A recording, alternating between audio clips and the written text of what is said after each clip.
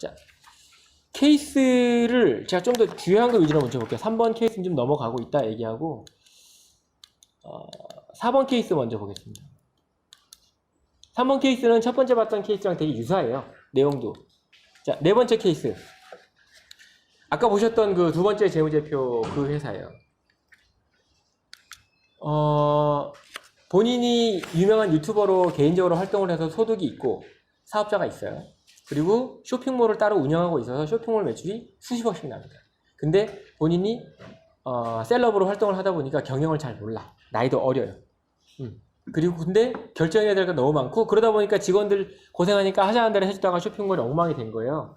그래서 자꾸 내 돈은 자꾸 들어가는데 어떻게 정리할지 모르겠다 하던 중에 경영을 맡아주던 주주 한 명이 도저히 못해 먹겠다. 들어와서 나 나간다 라고 된 거예요.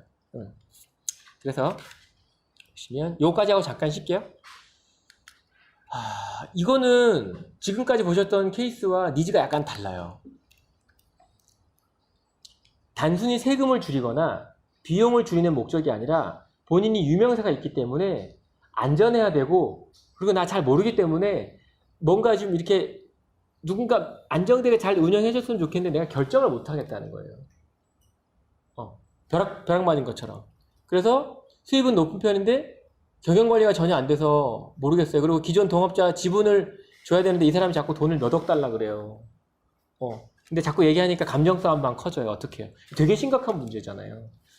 그리고 직원들 아까 물류창고 뭐 이런 거 되게 많이 늘어났는데 하달라는 대로 해줬더니 난 자꾸 가수금만 자꾸 들어가고 남는 게 없어. 근데 지금 줄이자니 너무 덩어리가 커서 규모가 작으면 다 필요 없어. 내가 다 할게 이러면 되는데 본인이 정보도 없고 규모가 너무 직원이 3, 40명 돼버리니까 관리가 안 되니까 그래서 또 외부 투자 같은 것도 해야 되는데 뭐 계약서 자꾸 갖고 오고 뭐 투자하겠다는데 이게 내 눈탱이 치는 게 아닌지 너무 걱정돼서 모르겠어요 라고 물어보는 거예요. 이슈가 좀 다르죠. 최근에 신흥부자들은 저한테 이런 내용들이 많아요. 아까 봤던 기업 컨설팅은 흔히 사업하시는 분들 얘기고 저한테 요즘에 많이 요청 들어오는 것들은 부가가치는 겁나 높은데 나 잘 모르겠어요. 자, 그래서 제가 니즈, 서비스, 이펙트, 플로우, 팀, 파트너 이렇게 해서 제안을 했습니다. 자, 그래서 너 상황을 보니까 네가 51%, 그 공동투자가 49% 돼 있고 관리자가 있고 자본금 2천만 원, 단기순이익 아까 보셨던 5천만 원 정도 되죠? 2017년도에. 그 다음에 직원이 이 정도 되고 법인전환, 사입하고 제작도 하고 등등등등등등. 자금이 필요하다. 그래서 대표님 얘기하는 거 쭉 들어보니까 이슈가 이 정도 되네요. 경영과 관련돼서는 사업 확장과 관련돼서는 조직 구조와 관련돼서는 이 세 가지를 저희가 정리해 드릴게요. 이게 쉽게 말하면 가르마 타는 게 되게 중요해요. 다 해주면 고맙긴 하지만 뭐 할지 카테고리 정하고 실행 계획을 세워주는 게 이해하기 쉽습니다. 특히나 요즘처럼 그 SNS나 인터넷을 통해서 신흥의 부자가 된 사람들은 옛날처럼 사업을 전체적으로 쫙 바닥부터 다져온 분이 아니기 때문에 굉장히 특정 부분엔 발달되어 있고 특정 부분은 너무 미비한 게 많아요. 그래서 그런 경우에 여러분들의 도움이 많이 필요하죠. 그래서 첫 번째 제일 중요한 게 지배구조 정리가 먼저이겠습니다. 일단 제가 그래서 요번에 딜을 하면서 정리 다 해줬어요. 진짜 힘들었어요. 양쪽 입장을 중간에서 맞춰가지고 이쪽에서는 돈을 얼마 이상 못 주겠다고 이쪽에서는 얼마 이상 달라고 하고 근데 그걸 제가 못 준대요. 주세요. 이렇게 할 수 없잖아요. 그 명분을 만드는 게 진짜 어렵고 저도 학습이 많이 됐죠. 그 얘기는 나중에 개인적으로 만나면 말씀드릴게요. 좀 긴 내용이어가지고 원하는 금액을 여러 가지 타이틀로 만들어서 줬습니다. 그러니까 얘는 개인 돈 안 나가고 남의 돈 가지고 회사 돈 가지고 쭉쭉쭉 줄 수 있어서 맞출 수가 있었어요. 아니면 지분을 원래 대표가 다 사오는 거니까 지분만큼 돈 줘야 되잖아요. 얼마 받고 싶어? 그만큼 받고 싶어? 그러면 뭘로 주고 하고 지분 평가는 작게 가자. 이렇게 해서 정리를 했죠. 좋은 아이디어 아닙니까? 자, 그렇게 해서 솔루션은 지분 정리하고 경영관리 해드리고 경영관리는 지금도 하고 있어요. 1년짜리 이야기였거든요. 노무관리 해주고 사업확장 투자 1년짜리 컨설팅 계약으로 지금도 매달 미팅을 하면서 정리를 하고 있습니다. 첫 번째 지분과 관련돼서는 물어보더라고요. 그 사람이 돈을 달라고 하는데 이만큼 줘도 되는지 안 되는지 물어보길래 여러분들이 지분 평가할 때 신생회사잖아요. 신생회사고 양쪽 입장이 이래요.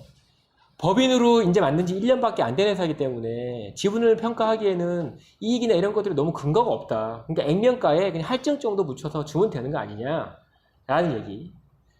그리고 받는 쪽 입장에서는 아니다. 개인 사업자를 한참 해왔고 보이지 않게 브랜드가 엄청 올라가 있고 그 가치 내가 키운 거다. 그거에 대한 나의 인정을 해줘야 된다. 그쵸? 셀 사이드, 바이 사이드 너무 입장이 다르죠. 근데 결론은 돈으로 귀결돼요. 돈과 계약으로 귀결됩니다. 그거를 찾아냈어야 되고 결국에는 원하는 걸로 정리를 해드렸죠. 자, 그리고 더불어서 사장님이 너무 모르니까 사장님 교육을 좀 받으셔야 되겠어요. 제가 아까 3세 교육이라고 그랬잖아요. 사장님 만나서 사장님 이거 좀 익히셔야 돼요.